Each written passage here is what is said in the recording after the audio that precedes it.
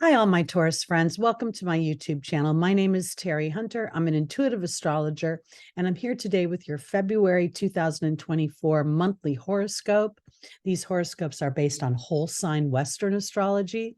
If you don't know your rising sign, you can go to any one of the free birth calculators on the internet, and you just need to plug in that exact time of birth and location, and you can determine that information. I'm going to talk about the house structure, which will be based on Taurus rising. This is also applicable for Taurus sun, Taurus moon, and any Taurus stelliums.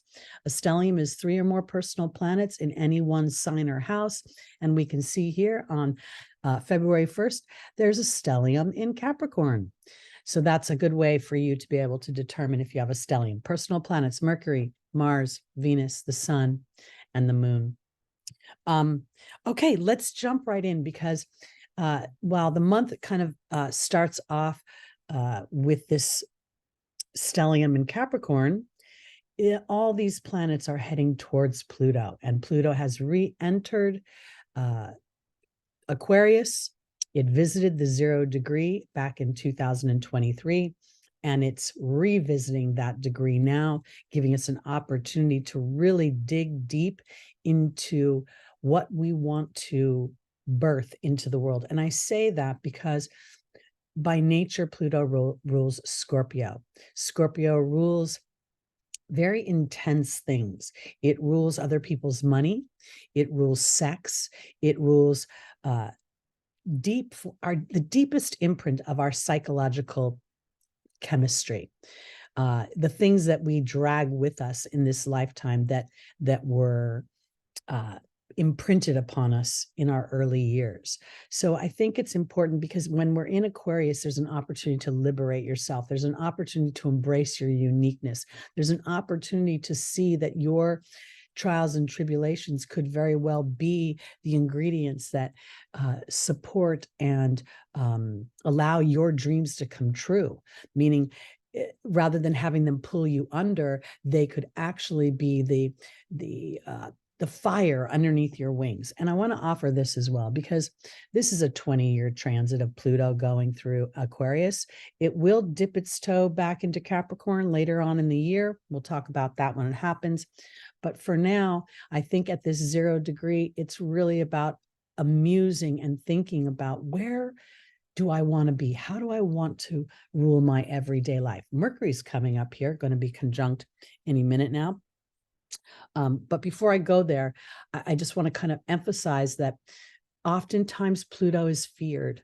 Pluto's transformation is never easy, but part of that is because we are clinging on to things that are really false hopes, or we're giving our power away, or we're clipping our own personal wings to tuck under some other dynamic. Maybe it's somebody is supporting us financially, so we tend to acquiesce to their desires versus our own. So this is what I think Pluto on a personal level is going to reveal for everyone. And in over 2024, in the beginning, we're going to watch in the next few weeks, Pluto, all these planets are going to traverse right over this point, and it's going to be it almost feels like there's like fireworks of illuminations. First, there is my everyday life. Then there's how I show up. Am I being aggressive? Am I being brave? And then Venus with my self-worth. So I think this is really powerful. Mercury will enter, on the 5th of February, Mercury will enter Aquarius and make a conjunction with Pluto. This is a day where, there could be arguments with your siblings. There could be Pluto being at the 0 degree and stationing. I mean, it's literally standing still in the sky. Literally is not true, but it appears that way. So there's a growing tension. I think Mars is also influencing that as it's moving towards Aquarius. So this is a day where, frankly, if I had to interact with anybody that I already had issues with, I would probably reschedule a meeting or reschedule an appointment, or because I wouldn't want to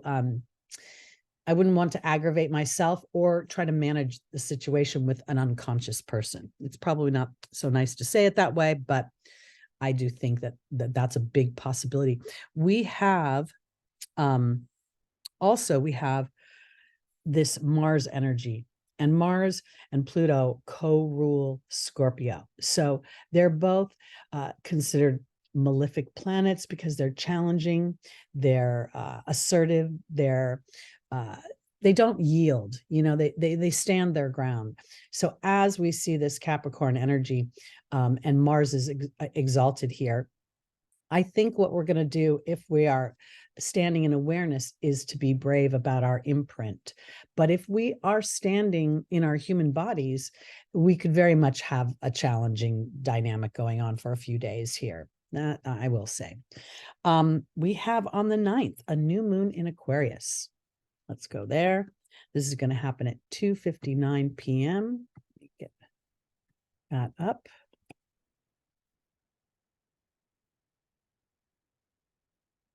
All right. So we have and this is Pacific time. I'm sorry if I didn't say that earlier. Here we see the second new moon in at the 20th degree. We saw the new moon in Capricorn at 20 degrees, and now we're seeing the new moon in Aquarius at 20 degrees. I think this is very significant because, again, it is the scorpionic degree. So we're digging deep, we're planting seeds for our own empowerment to look at our imprint, our background, our childhood, however you want to call it. I call it an imprint. And rather than trying to examine it and fix it and go back and change the events, now I have an opportunity to be liberated from it. I have an opportunity to plant new seeds and to take anything that was distasteful or unpleasant and to use that now as a tool. And the first place I go to is an energetic tool, meaning if I feel an energy off somebody, like I meet somebody new, but they remind me of somebody old, rather than jumping in, I pay a little more attention before I jump into a relationship with them or any sort of dynamic. So I think this is a powerful energy to plant the seeds for your own innovation, your own dreams. Naturally, the Aquarius rules, it's an Upachaya house. It rules your hopes and your dreams, and it is also co-ruled by Saturn.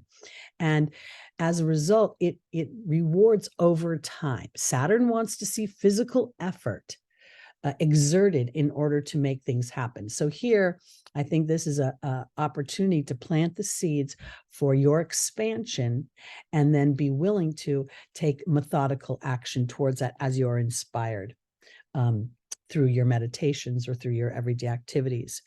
We will see on the 13th, I'm going to change this back to noon. Mars will enter Aquarius. Let me get there. February 13th, there we go. And here we see Mars and Pluto in an exact conjunction. This is a time when I think, as these personal planets travel over Pluto, when, again, I think we could see things on a world stage, meaning world events, potentially, the liberation, people declaring war to liberate themselves from any oppression. And in our personal lives, I believe that this is about addressing our own unique expression. The 0 degree is the ingress degree. It's like being birthed. So now what we're birthing is our own brave action, Mars, which is in a loose, I say loose, it's a 4-degree conjunction to Venus, but in no short order, Venus is going to move in this direction. So here, how do I want to make my money? What do I think about myself? Am I willing to be brave and to look at where I've been? And instead of saying, well, I've always had terrible relationships, they never work out, you could say to yourself, well, they never worked out, but there's always that one person that makes everything different. Because I think this is a very, very important energy here. And again, if you have people in your life that aggravate you, Taurus, then don't associate with them during this period of time, or try to put off meetings, or your awareness, I think, could tone down the intensity of this conjunction. Okay. We go on to Venus will be 3 days later. Venus is going to join the party in Aquarius. Now we have this very tight conjunction between Venus, Pluto, and Mars.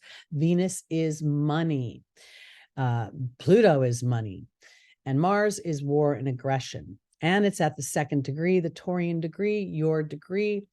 There's two things that could happen here. One could be a real challenge on the world stage about money.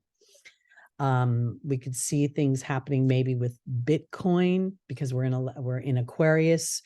So the renovated technological version of money. We could see potentially in our personal lives, couples having an argument. I'll say that, Mars and Venus with Pluto in the middle.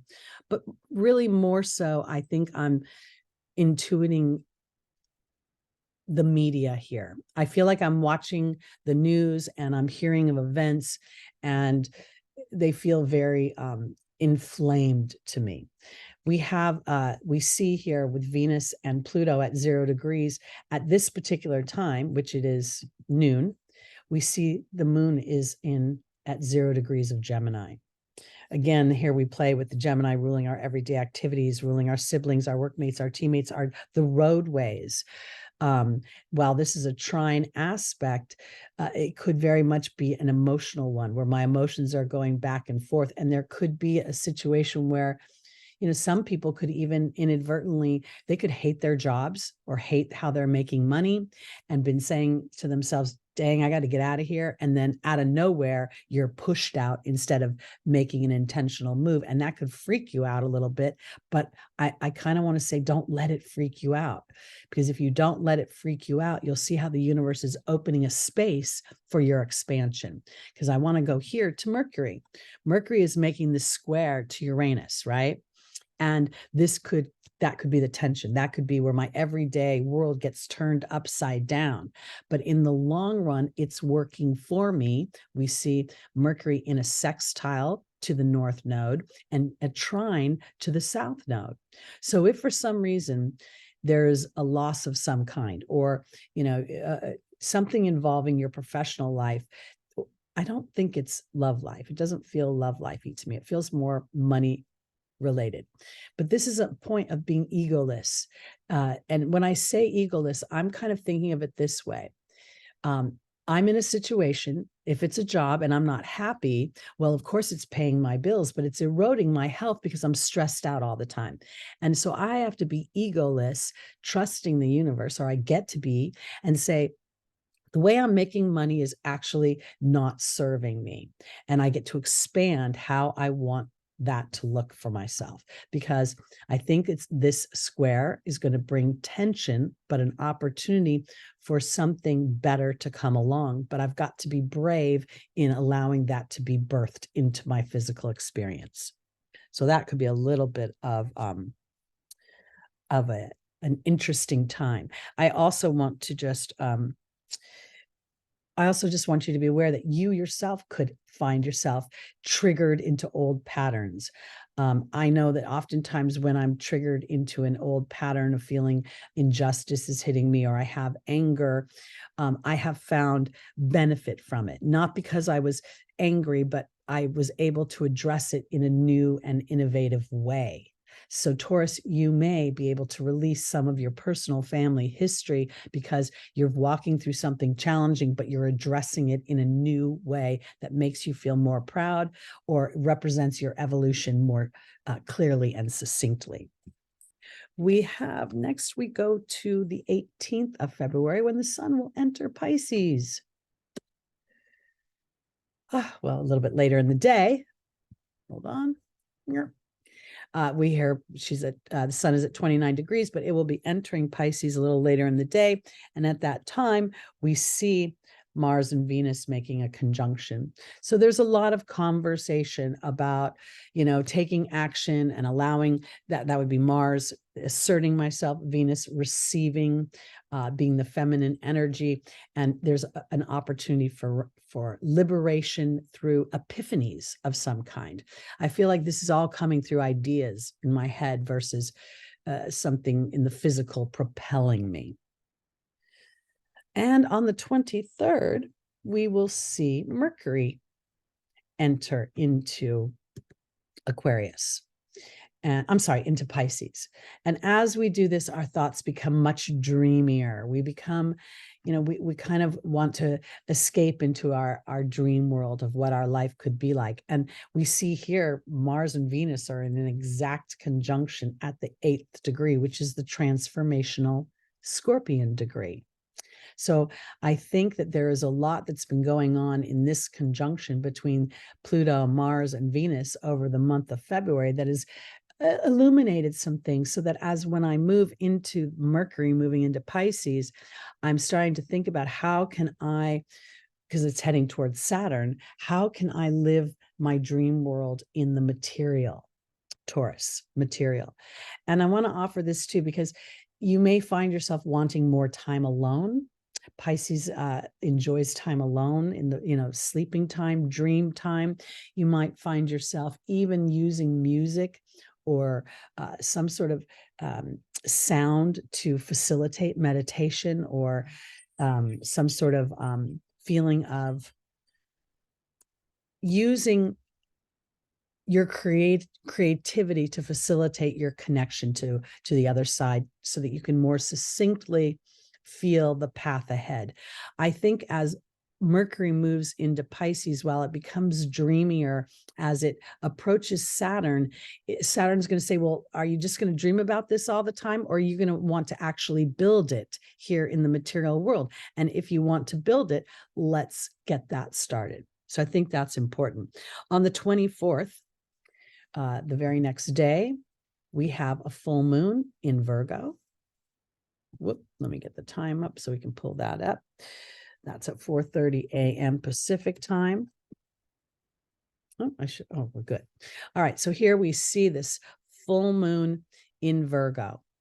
And we have now the a stellium here with the sun very close to Mercury and Saturn, making this opposition to the moon. This 5th degree is the Leo degree. This opposition could very much be a feeling of, I can't do the things I want because I have obligations. I have to be practical. I have people depending upon me. And at the same time, we're seeing that, well, is that dutiful energy really working, or is it exhausting you? Is it eroding you? Is it making your mind stressful? This is where Saturn can become challenged in the Pisces energy, because if you don't think you have the answer on how to implement your dreams, it's going to drive you a little bit nutty, thinking, I need to take action. I need to take action. And I, Teri Hunter, as an intuitive astrologer, believe that action could potentially be connecting with my team, going into meditation, telling them this is what I want to experience in my everyday life.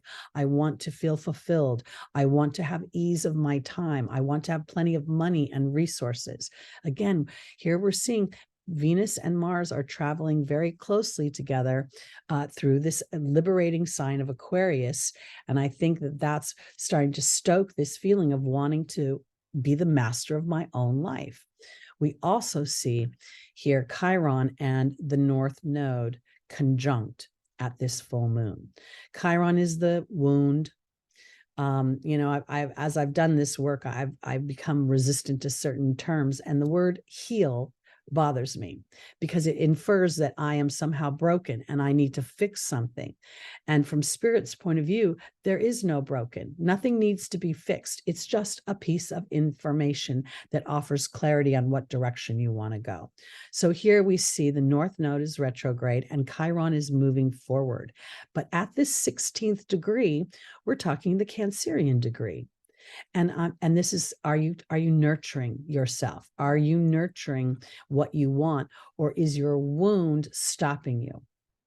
Because up here, there is this South Node in the 10th house of career, on asking you to sort of put other people's opinions on the back burner and focus a little bit more on what it is you want. And as you do that, Taurus, then that wound becomes the gift that then serves others. And I think that goes back to relating to this Venus-Mars conjunction as it was having a conversation with Pluto, pulling up the underbelly of my fears so that I could transform those fears into empowerment. So this is very powerful. We also see that Venus and Mars are squaring Jupiter. Now, this square to me, again, is this feeling of, my old story, Jupiter at the Capricorn degree, 10 degrees. Am I capable? Am I smart enough? And do I have enough resources? These would be all the questions that this Jupiter would be asking as Venus and Mars are saying, hey, let's liberate ourselves. Let's actually take a deeper look at how we perceive ourselves and allow ourselves to move the story forward. It isn't really about releasing the past. It's about looking to the future in a way that allows me to rewrite my expectations. And when I say expectations, oftentimes when we say we want something, we look at the world around us to see where the evidence is that that road is viable. I think this is where I don't necessarily have to see it outside of myself, but rather see it on the inside of myself. Again, Aquarius is innovative. When technology is created, it is a concept that is out of this world, and then it's applied into the world and it changes our everyday experience. So if you're feeling a little bit of tension, Taurus, it could be because there was a part of you that is still processing your own skills. Am I good enough? Will I be able to make my dreams come true? And this square is saying you're going to have to, on some level, I think what this is requiring is you to bet on yourself, to say, you know what, I may never have experienced it before, but I can experience it now. And I want to re-emphasize that Jupiter doesn't just represent foreign people, foreign travels, philosophies, higher education. It represents publishing, marketing, branding, commerce. So a lot of this could be about birthing yourself on the internet.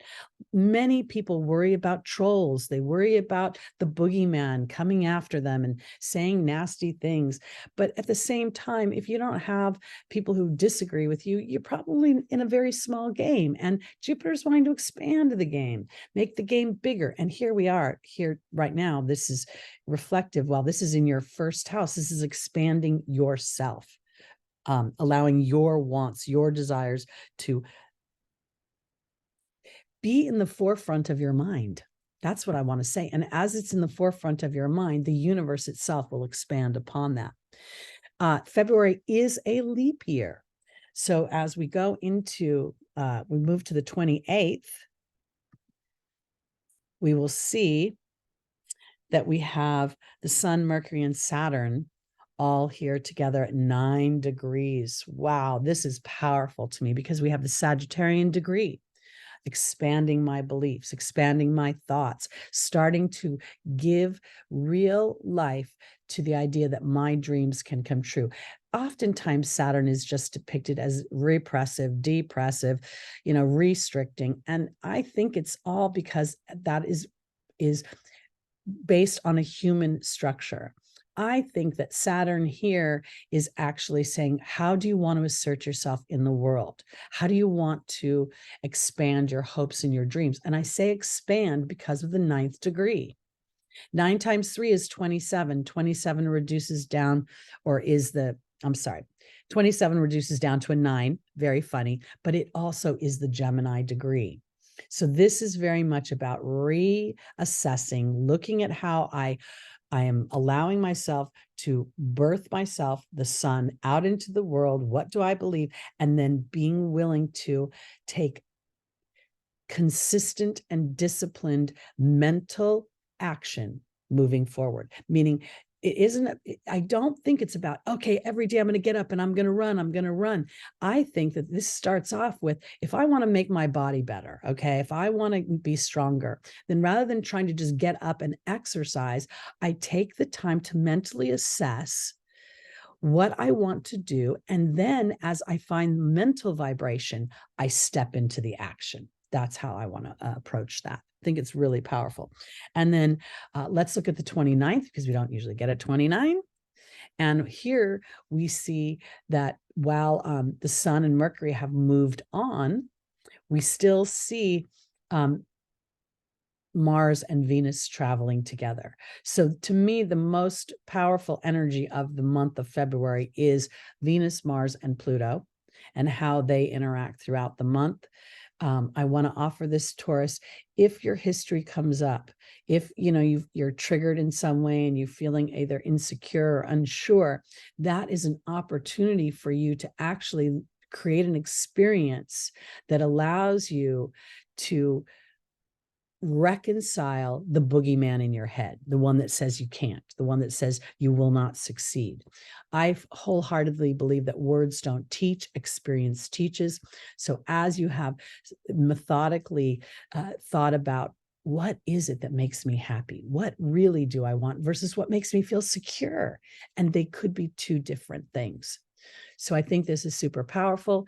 And then ultimately, moving forward, as Jupiter is going to continue to go through your first house, and by April we'll be making a conjunction with Uranus, these months ahead of time could offer you a real liberating experience when this conjunction takes place later in the year. Okay. For my Tauruses, that's it for February 2024. My name is Teri Hunter. I'm an intuitive astrologer. Please join me Sunday mornings live at 11 a.m. Pacific time, where I do angel readings and we get the angels' advice for traversing the week ahead's transits. If you'd like to do an astrology reading with me, I am available. My information is below in the description. Just shoot me an email and I'll give you all the particulars. All right, Taurus, have a wonderful month. I'll see you soon.